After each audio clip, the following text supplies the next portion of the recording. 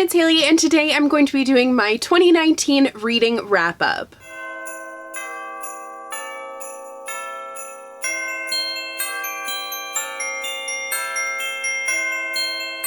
So I hope you all had a very Merry Christmas if you celebrate. If not, I hope you had a good day anyways. But today is Bookmas Day. I don't even remember now. It's just, they all blur together. But I'm going to be going through some Goodreads stats and stuff like that and telling you guys every single book that I read this year. So it was a pretty good reading year. I feel like in terms of my resolutions, I did pretty well. So as I mentioned in some earlier Bookmas videos, my reading year goes from the December of the previous year to November of the current year. So this is my reading from December 2018 to November 2019. That's all I count, but I'm actually not going to be talking about the stuff that I read in December just because I did include it in my last year's Bookmas stuff. But next year I will be talking about the stuff that I read in December for next year.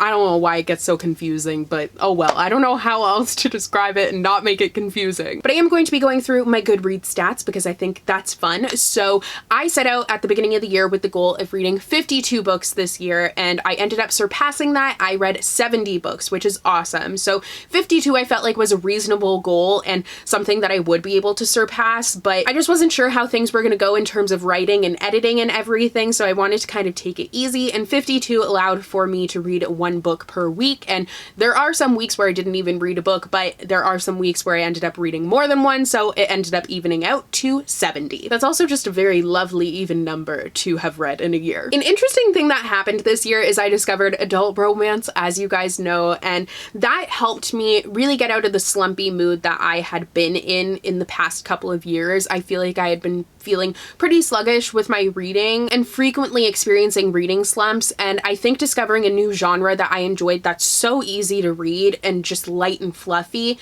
helped me tremendously. Another thing that helped me a lot was DNFing books. So I said in my 2019 goals video that I was going to DNF books, and I'm glad that I started doing that because it let me give up on books that I wasn't enjoying and not feel guilty about it. Obviously, I do still feel kind of guilty to a certain extent, but it's just so much easier than finishing the book and saying I hated it and feeling like it wasn't worth my time, and instead focusing on books that I did enjoy. So DNFing is something that I never really thought I would do, but it ended up changing my reading for the better. Now, I only DNF'd 7 books over the course of the year, which really isn't that many, but it did still hold off many a reading slump, and those are counted actually toward the 70 books that I read, which I know some people may say that's cheating, but like, it's not like a competition or anything. Like, it doesn't matter. It's a self-challenge, so I mark them as read, which is why they come up as part of the 70 on Goodreads. When I go through my list of books that I read this year, though, I will tell you which ones I DNF'd, and I also did do a Bookmas Day dedicated to that. So if you're wondering what I'm looking at, Goodreads has this My Year in Books feature, which is what I am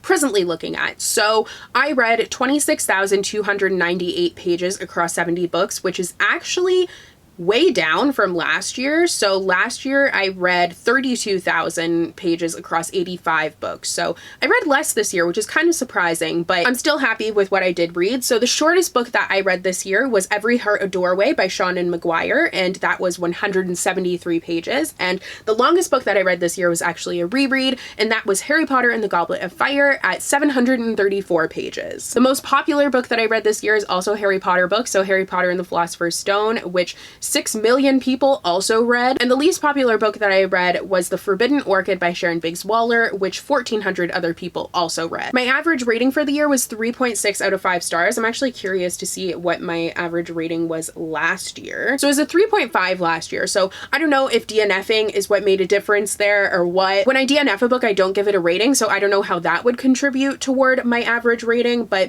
it's still interesting nonetheless. The highest average rated book on Goodreads that I read this year was Heartstopper Volume 2, which has a 4.69 average rating. And yeah, those are all the stats that Goodreads is giving me. I feel like it would be fun if it gave like genres for the books and then told you like which genre you read the most of and stuff like that, but I feel like that might be a little bit complicated. But now let's get into the list of books that I read this year. So I'm just gonna rattle them off, show a picture of the cover because I feel like picking up the books is gonna just lead to a big mess, so we will just have pretty pictures. The Seven Husbands of Evelyn Hugo by Taylor Jenkins Reid. A Blade So Black by L.L. McKinney, Down Among the Sticks and Bones by Seanan McGuire, Every Heart a Doorway by Seanan McGuire, In an Absent Dream by Seanan McGuire, Beneath the Sugar Sky by Seanan McGuire, Saw Kill Girls by Claire Legrand, Radio Silence by Alice Oseman, Circle of Shadows by Evelyn Skye, King of Scars by Lee Bardugo, Renegades by Marissa Meyer, The Gilded Wolves by Roshni Chokshi, which was a DNF, This Adventure Ends by Emily Mills, which was also a DNF, Daughter of the Siren Queen by Trisha Levenseller, which honestly I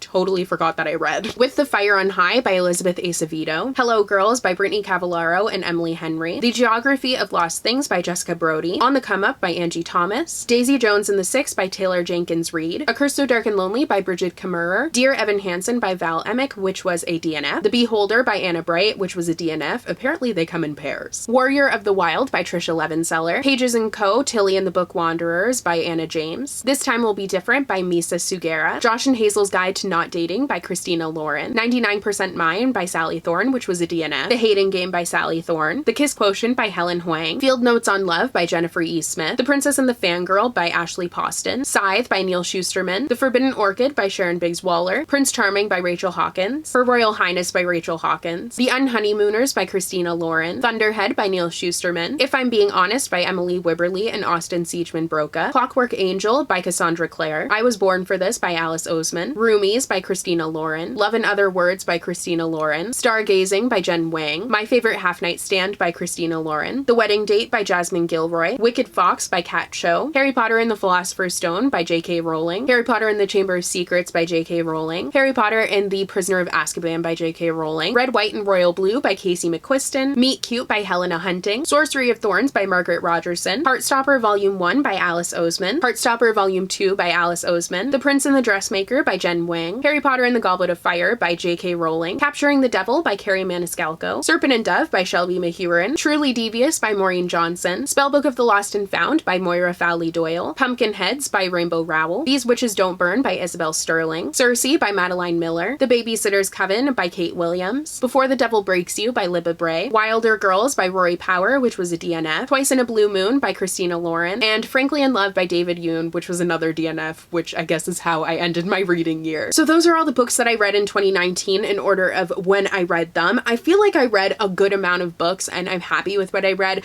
I also did quite a bit of rereading this year. I started rereading the Harry Potter series and I do plan on continuing that reread in early 2020. I definitely want to finish with it because I was enjoying it so much. But if you did want to know more in-depth thoughts about any of the books that I read this year, I did start doing my recent reads videos at the beginning of the year and I did wrap-ups, so I'll link all of that down below. My wrap-ups are a little bit less in-depth, but I think it was in February or March that I started doing my recent reads videos where I go more into depth about each book, and I have timestamps in the description box as well, so if there's a particular book that you want to know my spoiler-free thoughts about, you can just click this timestamp and go right there. It's very helpful. I really love doing those videos, and I do definitely plan on continuing doing them in 2020. So it was a pretty solid reading year. I feel like I want to keep striving to do a little bit better, so we'll see what my plans are for next year in a future Bookmas video. I think it's in a couple of days. I don't even know. But I hope you enjoyed today's video. If you did, don't forget to click that subscribe button, then click that bell icon so you'll be notified whenever I post. I'm posting 21 videos over the course of December, so you don't want to miss that. If you have missed any, I will have the playlist linked down below for you guys, but you can also follow all my social media, all my handles and links and all that stuff is down below for you guys. So thank you so much for watching and I will see you in my next video. Bye!